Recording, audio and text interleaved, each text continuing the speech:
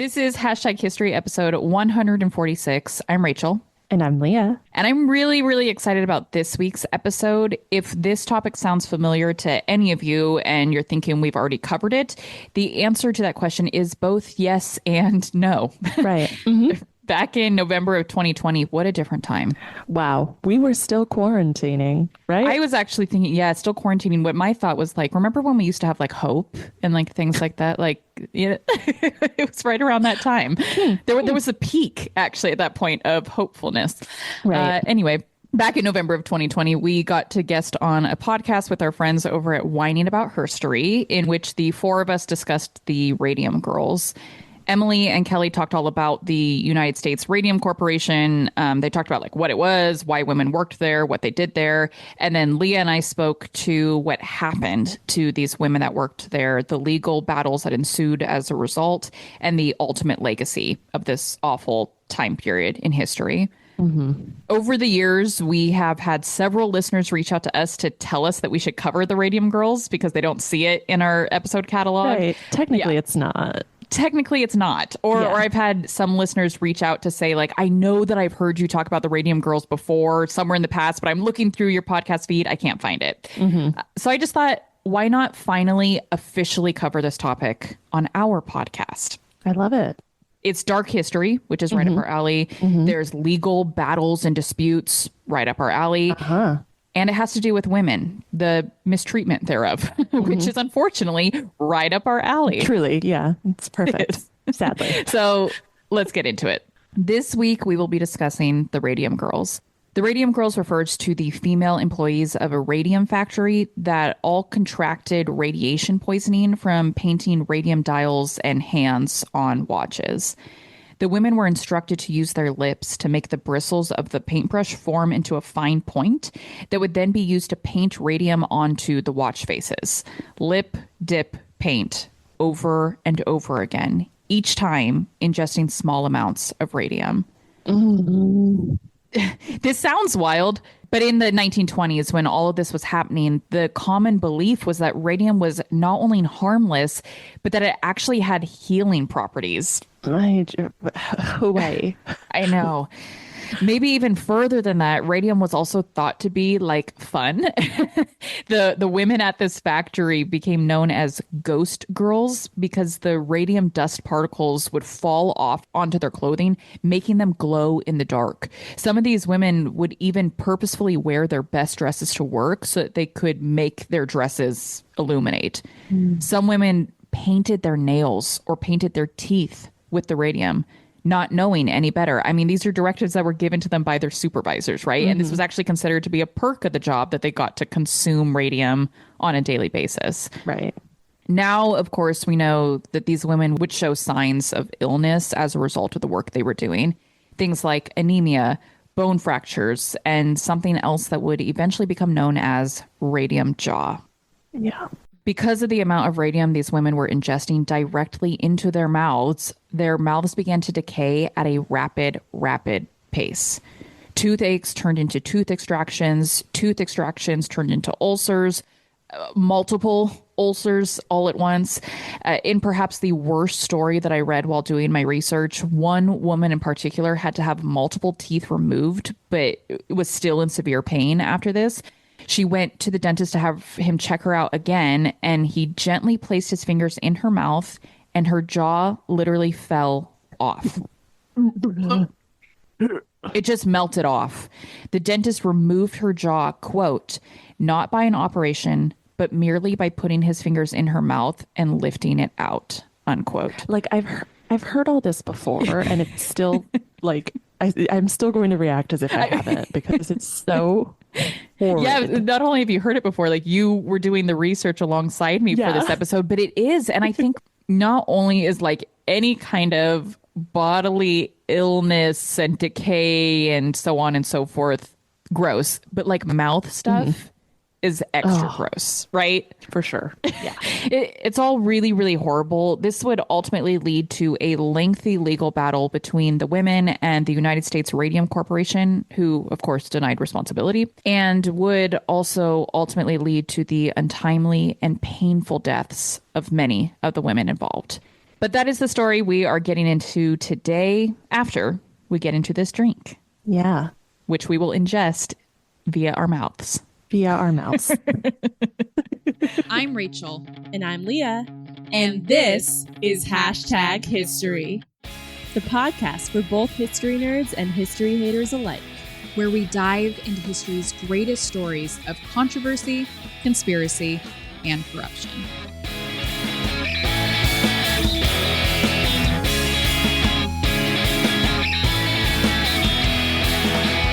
Oh, firstly, we have to thank this week's cocktail sponsor. Who could that be? Samantha. Oh, Samantha. Who's that? Oh, okay, yeah. Thanks, Samantha.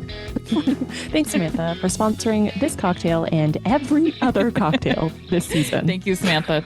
This week's cocktail is a bit of a cheat because, well, we've had it before. We actually had two cocktails when we covered this topic with Whining About History many moons ago. But I don't think you and I are physically capable of doing more than one cocktail per episode anymore, personally. I shot over the cocktails to Leah because I was doing the research, and of course I pulled from previous research. And so I was like already in our folders and saw the cocktails, and I was like confused for half a second. I was like, so which one of the cocktails did we do? Or, oh, no. Within a 1 hour span, we did both. We did both. Okay. Yeah, no, that's definitely a no for me. And honestly, I'm shocked that we did two in the same episode. I know. Remember when we did an anniversary episode? I think it was like our second anniversary, and we got sloshed on, I think it was 4 cocktails in a single sitting. And of all things we were talking about was prohibition in that episode. Yes, perfect. If you guys want to hear us get progressively more and more intoxicated while trying to talk about history. What I remember about that episode too was your editing. You were like, this episode, which you were able to bring it down to like an hour and something change, started at like 5 hours or something unreal. For sure. Yeah, it was pretty bad. Yeah. Oh my gosh. Anyways, this week we will be revisiting the melon ball cocktail. Yay. If you take a look at our Instagram where we will be sharing the pictures of this cocktail, it will become pretty obvious to you why the cocktail was chosen for this topic. It is luminescent. It is green. It is radioactive. Yes. Just kidding. But it looks like it. It does. So the melon ball contains Midori, or any cheap melon liqueur you would prefer instead, vodka, and then you top that off with fresh squeezed orange juice. And I actually picked an orange off my orange tree. Oh my God, that's amazing. I know. It's wonderful. That's so amazing. Yeah. I'm so excited about this drink. Me too. Because after we had this on the podcast 4 or 5 years ago now, this became for a little while like a regular for my husband and I. Oh yeah, because it's so easy. Well, you had to get through that Midori. You have to get through the Midori, and orange juice is like a staple. Vodka's a staple. And so it's so easy to make. And I remember we were just like literally chugging these things during quarantine, and I might not have had one in like years now. So I'm so excited. Yeah, I am very, very excited. Alrighty. Cheers. Cheers. So different. Oh my God. Mine's strong, but good. It's so good. I like how we're just chugging it. Oh my God, because it's so good. It's like, oh yeah, we do have an episode to record. Well, yeah. Oh my God. It's so good. This is a 10 for me. Yeah. I should have put ice. I was trying to make it more like a martini. So I shook it with ice, but I didn't put ice in the glass, and I wish I did. Like, it makes the picture look better. Your drink, literally, I don't know if it's like really that bright or it's like through the screen. It looks like it's glowing. Okay. You gave your rating? What was it again? I think it would be a 10 if I had ice, or like if it was more chilled. Because it's been in this glass for a while now, so it's not really cold anymore. Yeah. So 9. 9. I dig it. Let's start with radium. What is it, and what was America's introduction to the radioactive chemical? Radium is a chemical element, and I think we know it best now as a treatment for cancer, but it used to be used in X-rays and other radiography machinery.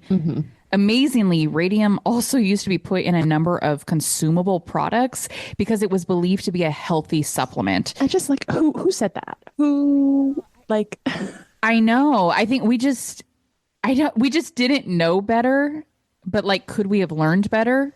Yeah. You know what I mean? Like, Yeah. could we have performed, I don't know, scientific studies to figure this stuff out first?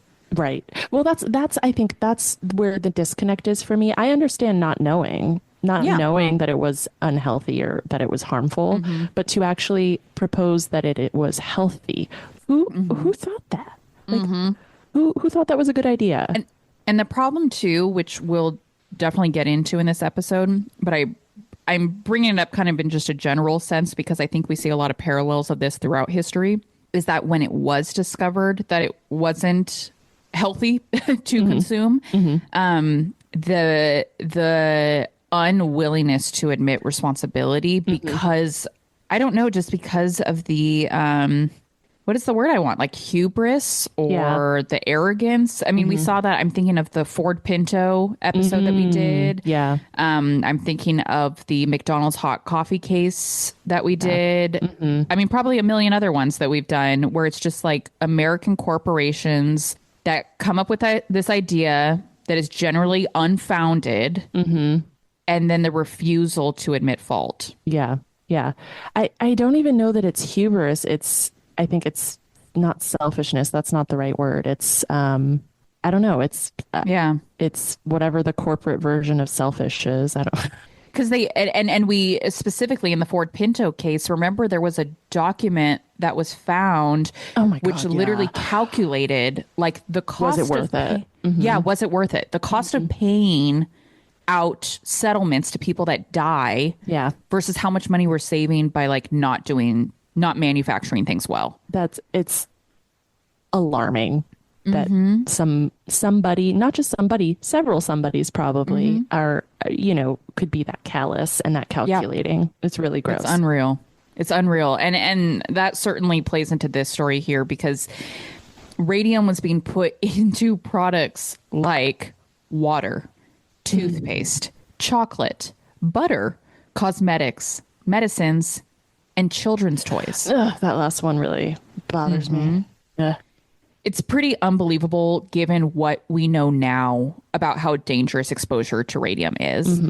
And this all really started with Marie Curie, who first discovered radium in 1898. I think a lot of us know about Curie as she was the first woman to win a Nobel Prize, woot woot, the first person to win a Nobel Prize twice, woot woot woot, and the only person to this day to win a Nobel Prize in 2 scientific fields.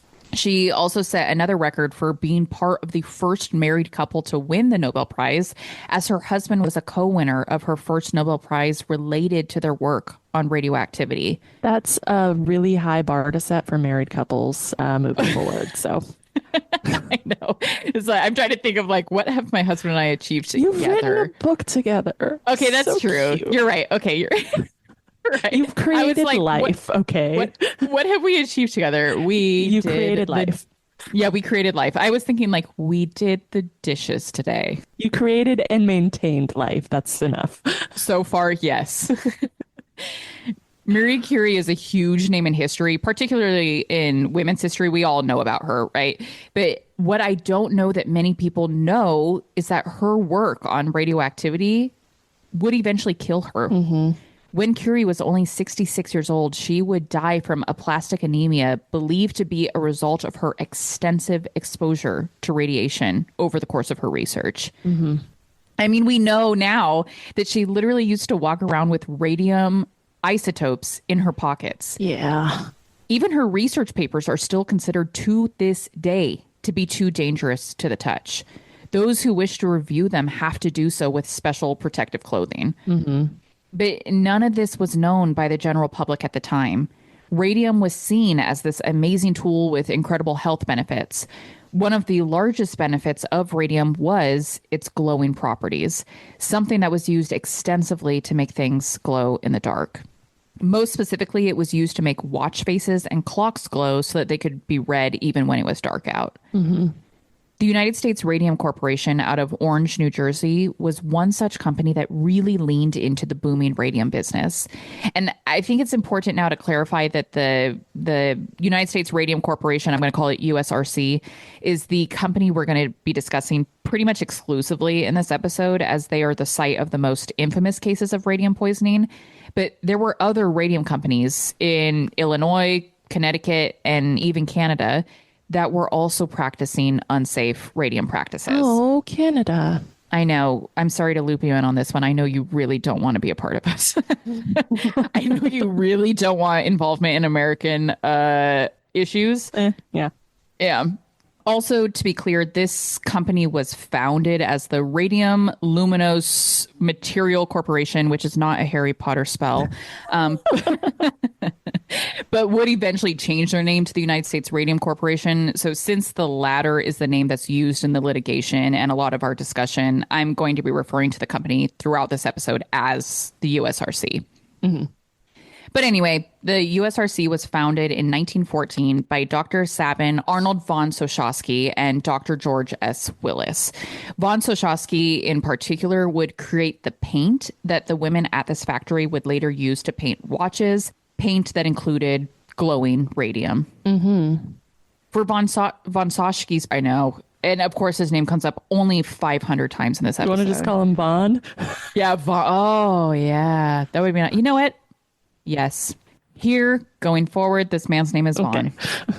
For Von's part, he was well aware of the dangers of radium. He actually studied under the Curies in the early days, having his own damaging experience with radium exposure, leading him to actually chop off his left index finger because he could see it was slowly deteriorating from the exposure. You know what? Like, I know I did this. This is what I love about history. I did part of the research on this, and it's still like new. It's still new. It's still fresh.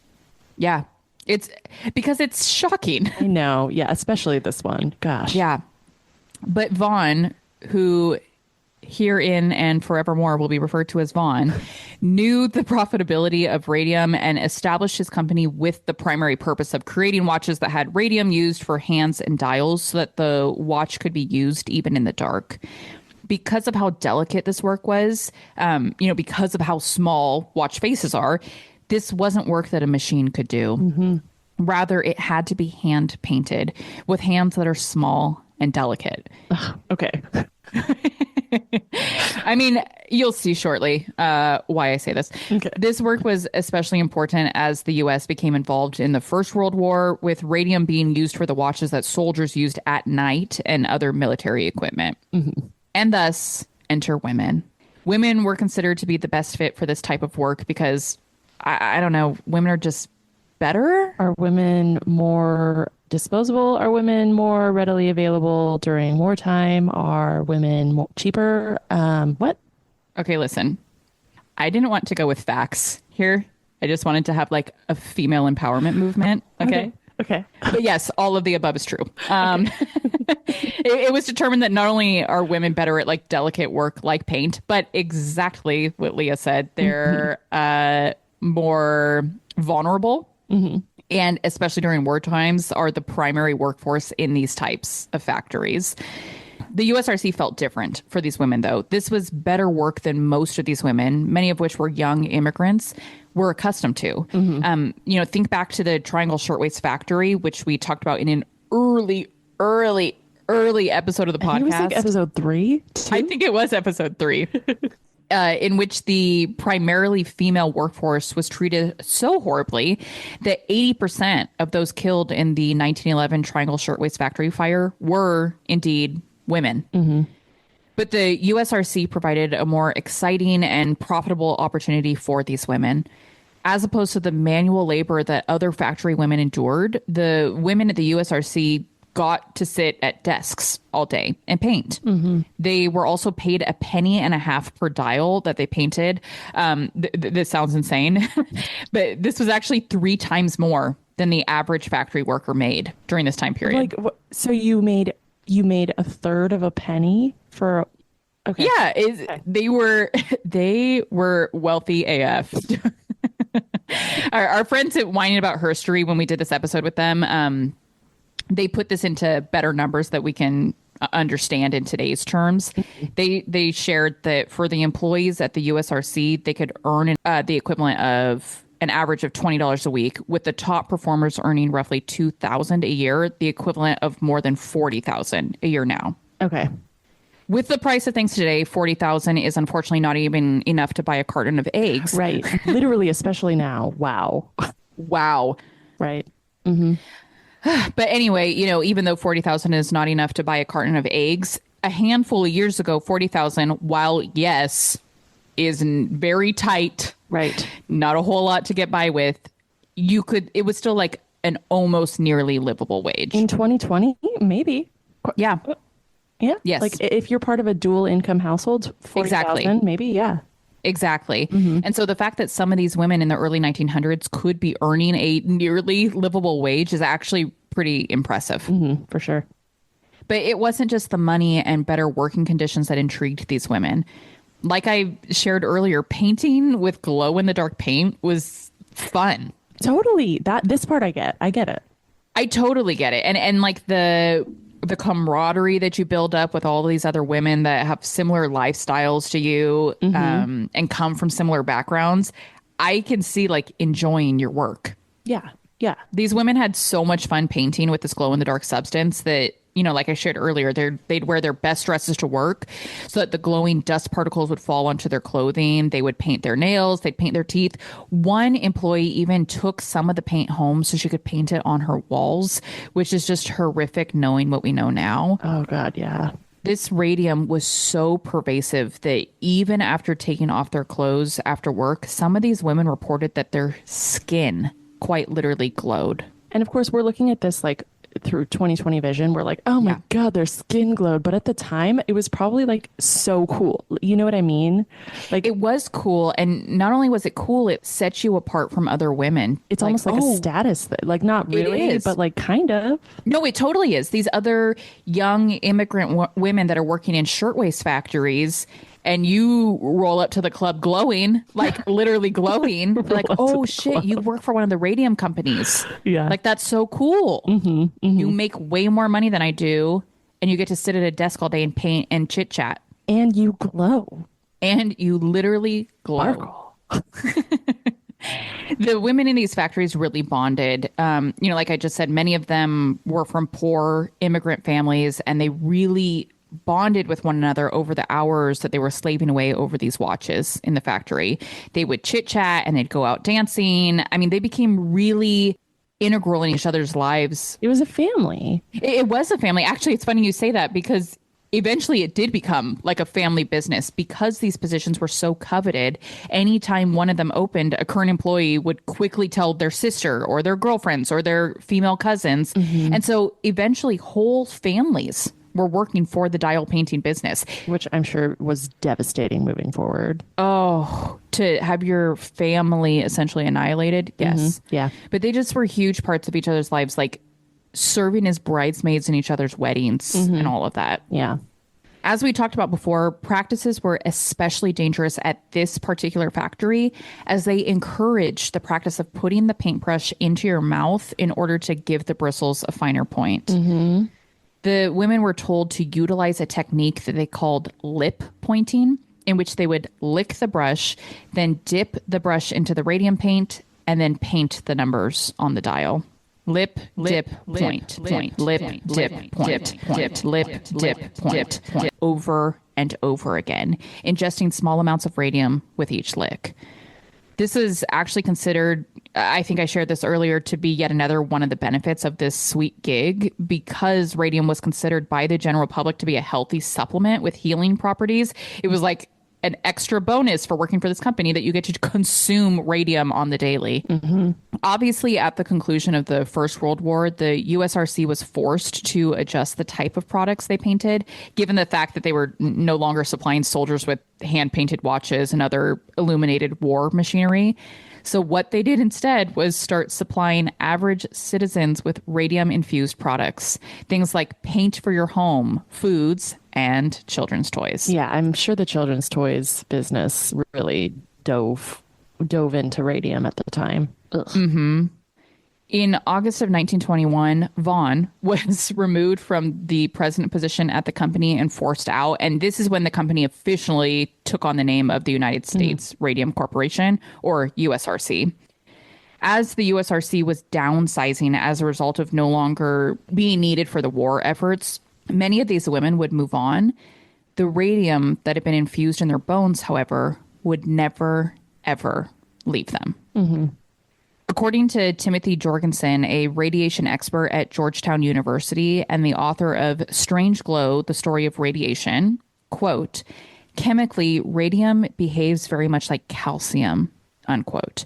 Since the body uses calcium to make bone, ingested radium gets mistaken for calcium and gets incorporated into bone. So the major health risks of ingesting radium is radiation-induced bone necrosis and bone cancers, among other symptoms. Many of the Radium Girls began to show signs of anemia, suffered bone fractures, and suffered from necrosis of the jaw, a condition now known as radium jaw. A woman named Molly Maggia, who had worked as a Radium Girl, quit her job at the factory because of how sick she was. This sickness started with pain in her mouth, which, of course, we now know is not surprising since they were literally putting radium directly into their mouths over and over throughout the course of their workday. Maggia's dentist pulled the tooth that they believed was the source of the pain, but what happened was the gaping hole where the tooth had been extracted just never healed. This part is hard for me personally to verbalize, and I'm sure for you, Leah, and listener to hear because it's disgusting. So brace yourself. Instead of healing, the hole where the dentist had removed the tooth from turned into a huge ulcer full of blood and the P word that I don't like to say, pus. With each tooth removed, another ulcer developed. And without using the P word, can you even imagine just like multiple oozing ulcers in your mouth? Well, you know what? Going back to what you said about like things in the mouth being extra gross, it's because like that's where we ingest food from. And so like on top of like, it's not like you can cover things in your mouth. You know what I mean? You have to eat. You have to eat, even if you're eating not solid food or whatever. That's where you take in nutrients for being alive. And those nutrients leave bacteria in your mouth. And so if there's open wounds and ulcers and stuff, it's just like extra gross that it's in your mouth. It's oh my God, that's such a good point. That, you can't cover it. You can't put a Band-Aid on your gums. And actually what you just made me think of when you were saying that is that like, if you do have a wound somewhere else, at least you can cover it so you don't have to like look at it or see it or smell it. Or when it's in your mouth, you're literally tasting it and smelling it all day long. And then you eat lunch and part of your baguette gets in, like, you know what I mean? Like, part of your baguette. But yes, it's so horrific. Okay, so while we're on like maybe the worst part of this episode, let's go ahead and look at those pictures, which you, of course, Leah, have seen before because we've talked about this subject before. But kind of what you've already said, I feel like these pictures are just as jarring each time you see them, no matter how many times you may have seen them before. So the first picture we're going to look at is like a diagram. It's an infamous depiction of what radium jaw is. And then the second picture is an actual image of one of the girls that worked at this factory suffering from the condition. Right. So image number 1, also known as figure 98, if you look at the picture. Also, oh my God, figure 98 of how many? I know. Oh my God, good point. This is the most infamous picture. Like if you've ever heard of Radium Girls, you've probably seen this picture. And it depicts, I mean, it's just like a gaping hole on the side of a woman's face. Like that's the only way I can describe it. And teeth are all jacked up. It's just really nasty. Like, I think when we look at this, like that, her mouth being gaping open like that is not a cutaway so you can, for the benefit of the viewer to figure out, to see what's going on inside her mouth. Like, no, that's what it actually looked like. Yeah. Like there's actually a hole in like gaping starting in her mouth and going up her cheek. And it's really gross. Oh God. And then image number 2 is also gross and disturbing. It is, instead of a gaping hole, a giant cyst or ulcer or something has formed on the chin of a woman. Yeah. Yeah, it's really gross. And I mean, I say that with the most respect for this woman. Of course. Yeah. And I think when we look at this picture, like, you think of automatically, your first thoughts are probably, or at least my first thoughts are like the social aspect of this. Like, okay, so she can't go to the grocery store even because of the attention. Well, I mean, I'm sure she can't do anything. And that's what I was going to say. It's like, but it's not just like this aesthetics or social aspect. She is in constant debilitating pain. And that's something else I would just like to say for a moment. If anyone, I'm sure everyone has had some form of a toothache before. I personally believe that like tooth pain is worse than any other kind of pain because it is in your head, like it's in your brain, in your skull, and you can't get away from it. Yeah. I just can't even fathom the amount of pain these women were feeling. I know. And that's really hard to try to put yourself in that position and not feel really, really, really sad for them. Yeah. And when you think too of these particular women that are young immigrant women, I mean, there's women that were working in this factory at 14, 16 years old. What resources do they have available to them? Nothing. And Nothing. No medical, like they can't pay for medical bills. They can't, you know. Right. Yeah. Exactly. So remember the quote, as if you could forget it, that I read in the introduction about how a dentist literally just lifted a woman's jaw out of her mouth without even performing surgery because of how decayed it was? Yep. Oh, okay. You remember. Cool. Yeah, I do. That woman was Molly Maggia. The rest of Maggia's body would just like continue to deteriorate. Later the same year that she had to quit her job at the radium factory, the disease that no one at this time had a name for spread to her throat and ate away at her jugular vein. On September 12th, 1922, her mouth overflowed with blood, so much so that they couldn't stop it. She died at only 24 years old. Not knowing the true cause of her death, doctors put down on her death certificate that she had died of syphilis. Okay. And of course, at the time, syphilis, I mean, like even now, it is a sexually transmitted disease. So I'm sure that was like a huge stamp of, you know, a scarlet letter on her. Exactly. Yeah. Exactly. And we'll talk about it a little bit later, but it's like these women, this is during a period in history where like if you were not married, which a lot of these women weren't, you were still a virgin. Like a lot of these women were still living with their parents up until the day that they get married, right? So especially for a woman like that to have the scarlet letter stamp of syphilis on her death certificate is especially heinous. Yeah. Maggia would be the first of the Radium Girls to die, but she would not be the last. By 1927, more than 50 women would die as a direct result of poisoning from the radium paint. Someone really important to this story was a doctor named Harrison Martland. In 1925, he began conducting tests that officially proved that these women had severe radium poisoning. He essentially determined that the radium that they had ingested during the course of their work had settled into their bones and was essentially making holes in everything, their bones, veins, teeth, while they were still alive. And their bones, he found, quite literally glowed. Some women realized that they had radium poisoning when they walked by a mirror in the dark and could see that they were literally glowing. Martland sadly determined that once the poison was inside of these women, it couldn't be removed. It was an official death sentence. The USRC and other watch-dial companies continued to reject claims that the dying workers were suffering from exposure to radium. It's so, now I understand the hubris thing, the hubris comment, because it's just like, 50 women from my company died in what, 6 years? Not us. Not my problem. Not only that, but it's like they died of an array of things, like, right? Like, for example, Maggia, I guess, officially died from choking on her own blood because her jugular vein had so many holes in it, right?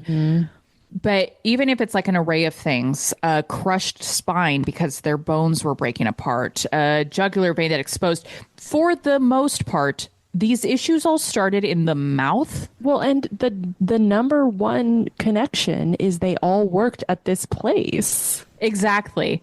The number one connection is they all worked in this place. But then I would say the number two connection between nearly all of these cases is all of their issues started in their mouth, where it was a technique and practice of your firm to put radium directly in their mouths. Yeah. Yeah. It's unreal. Yeah. So for this company, actually, for a period of time, doctors, dentists, and researchers even complied with requests from the companies not to release their data. At the urging of the companies, employees' deaths were attributed by medical professionals to other causes, usually syphilis. And I've now already said this, but the cause of death by syphilis was used against the women. And, to again keep in mind that this is the early 1920s. This is a time when if you were not married, oftentimes you were still a virgin. This is a time when many women continued to live with their parents up until the day they got married.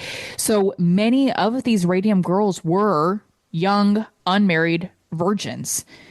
But instead, this death sentence of syphilis was used against them to say they were promiscuous and had actually brought death upon themselves. And promiscuous. Along with that goes the underlying, assumption of untrustworthy, undignified. Just like you can't trust what they're saying or what their family says because they're sluts. Yeah. And think again of this time period, too. It's the early 1920s. So women had only just recently achieved the right to vote.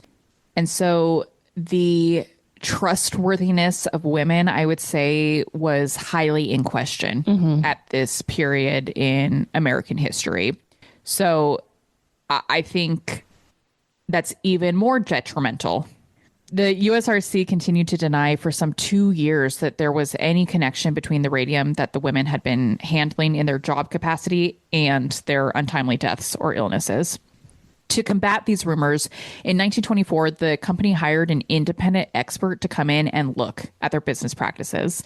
The company had seen a pretty hefty downturn in business due to all of the rumors going around in relation to the sick Radium Girls. Remember, unlike before, where this was a super coveted job, many women now refuse to work there. And the company hoped that this independent expert would be able to dispel all of those rumors and that business would boom once again.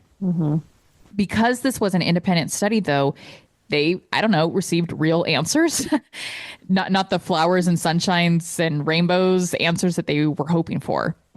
Independent expert was able to confirm a connection between the radium and the women's illnesses and deaths. This pissed the president of the company off. He turned around and paid for experts to come in and lie about these results and say that there was no connection between the radium and the women's illnesses and deaths. And these were the reports that he published and turned over to the Department of Labor under the guise that they were the original report conducted by the independent expert. I want to believe that corruption like this couldn't happen today, but I don't know. I know. And for me, I just look at this like, you brought an independent expert in. What were you expecting? I know. Maybe they really had convinced themselves, That's what I was themselves gonna say. that it wasn't harmful. Yeah, it's the negligence, the hubris that just no, we had nothing to do with this. And they really actually believe it to their core. So now that the company has published these reports that there's no connection between the women's illnesses and their radium exposure, these women that are in severe dying pain are now left in this awful limbo position because they know that their illnesses were a direct result of their work at the radium company, but the company has denied this, backed by paid scientific reports. And so now they are being publicly called liars. And it's important to remember why the company would be so adamant in their denial of these claims, because in addition to admitting they had done wrong to these specific women, they would also have to admit that they had done wrong to the American public as a whole. Right. Yeah. I mean, that is their business. They're called the U.S. Radium Company, right? It's they're creating products with radium. They would have to admit to the American public that they had lied and that they had put them all in direct danger. Yeah. This will come as no surprise, so please do not fall out of your seat when I say this. Uh, but nobody took these women's claims seriously until, drumroll please, the first male employee of the radium company died. Dr. Edwin Lehman, the company's chemist, died suddenly in 1925. Since he had never had direct, regular contact with the radium like the girls had had, the company decided to conduct an autopsy to determine his true cause of death. But when they did the autopsy, they found that his bones were so radioactive that, quote, when left on an unexposed photographic plate, they photographed themselves. Oh my God. Unquote. That's crazy. Yeah. And I can see the hubris in that a little bit. Like, well, we know we've had these women putting radium directly in their mouths, and we're just going to keep lying about that. But this guy has not been directly ingesting radium. But that goes to show how pervasive and how dangerous radium is. Even non-direct exposure to radium can kill you. Right. But yes, now that a man has died, they started taking the women seriously. And the women started taking this more seriously too, choosing now to pursue legal action. All of the women involved in the story were so incredible. But one particular woman named Grace Fryer stands out because she was the first in 1927 to decide to sue the USRC. She's just like such a force. She's so incredible.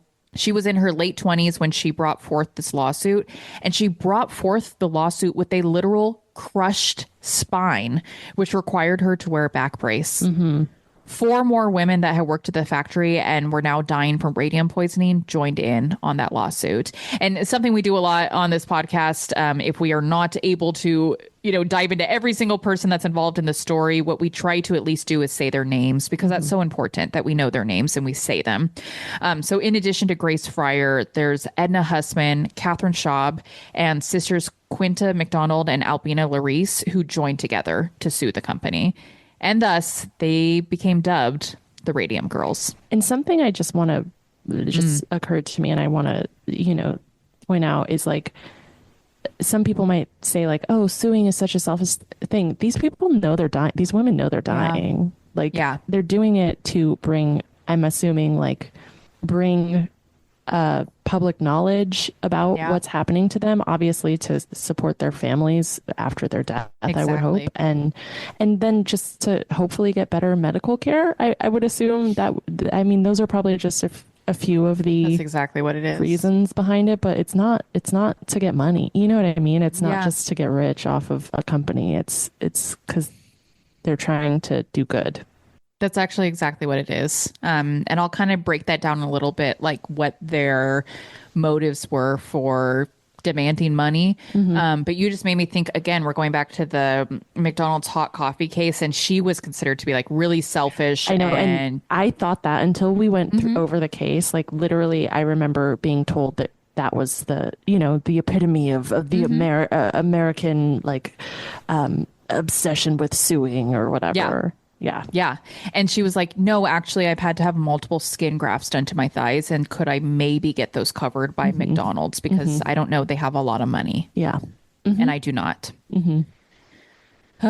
Finding an attorney willing to take on this huge American corporation wasn't easy. And in addition to that, simply the logistics of bringing forward this lawsuit before the court weren't easy, because you had women that were bedridden and other women that quite literally could not raise their hands in order to take an oath. That is how sick they were. And just think about how horrific the very principle of this whole court case is, right? Like, in order to win, here's the principle. These 5 women essentially had to prove to the court that they were indeed dying in order to win the case. Like, when you just look at it like that, that almost makes me cry. Like, you have to prove to the court, I am dying, which means I should win. Which, I mean, based on all of the, information we know, not hard to prove. When they're being wheeled in with a back brace on and their mouth gaping open. And their spine is crushed. And it's... Yeah. Because of this, and because of the women's severely declining health, I mean, between the first hearing and the second, none of the women were able to attend because they were so ill. The women chose to settle out of court just days before trial was to begin.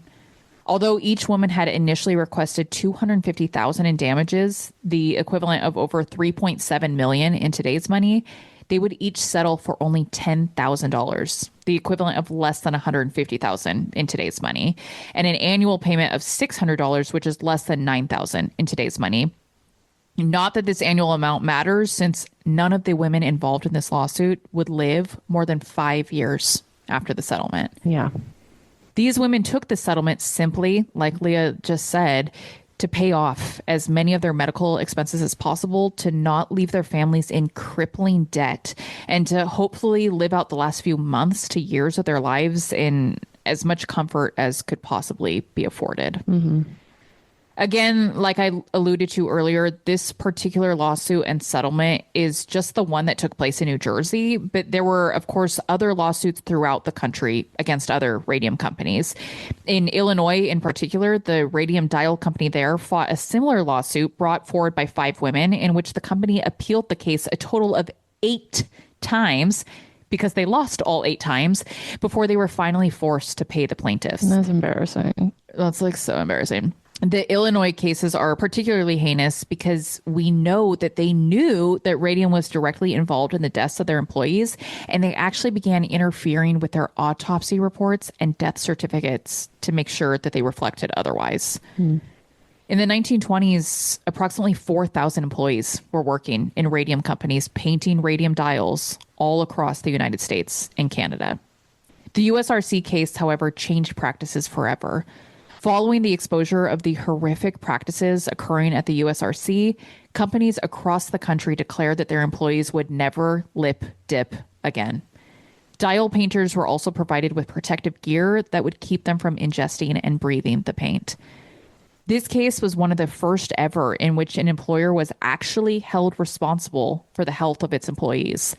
This case led to the passage of laws that gave employees the right to receive compensation for occupational illnesses, the enactment of labor safety standards, and ultimately led to the establishment of the Occupational Safety and Health Administration, or as we know it, OSHA. The majority of the women that worked for the radium factories died in their 20s and 30s. Amazingly, the oldest survivor, May Keene, died in 2014 at the age of 107. She did as she was told on her first day of work and attempted to lip dip with the radium paint, but she hated the taste, and so she never did it again. Mm-hmm. After 3 days, she left the job at the advice of her boss, who said that they could tell she didn't enjoy the work very much. And I guess fortunately, she was one of the lucky ones. Yeah. These poor women that died as a result of radium poisoning should be considered heroes. Because of their sacrifice, we know so much now about radium, its effects on the human body, and we also owe to them so many of the occupational safety laws that we have today. Speaking of these women and their everlasting legacy, they are still shining to this day. And I don't mean that figuratively. Visiting the grave sites of these women is considered dangerous still to this day. Radium has a half-life of 1,600 years, meaning that nearly 100 years after the deaths of many of these young women, their bodies are still glowing in their graves to this day. Mm-hmm. As with every #history episode, our goal is to provide you with bite-sized pieces of history, which means there is never enough time to tell you all the things. And so I really recommend checking out Kate Moore's book about the Radium Girls if you wish to learn more. It's a really, really great book. And in the before times when I used to have time to read, I read it and I loved it. Well, let me rephrase. Love is not the right word. Yeah. I was intrigued.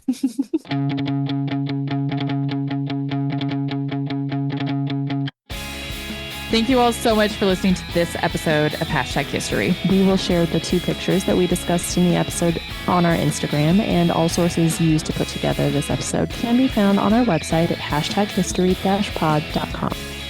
A special thank you always to my husband, Alex, for editing the podcast. You're the best. And we both apologize for this particular episode. Right. It was a longer one, and I feel like there was a good 20 minutes of us bullshitting. Bullshitting.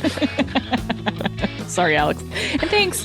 Yeah, thanks. Subscribe to us on whatever podcast platform you use, share about us with your family and friends, and then give us a rate and review. And be sure to check us out on Instagram at #history_podcast. And come join us over on Patreon, where for as little as $1 a month, you can help support our books and booze supply. This is a place where you can just support the podcast, and in exchange for your support, you will receive an automatic 15% off all merchandise, and we mail you cards and stickers. Love it. Beautiful. That's it. Okay. Bye. Bye.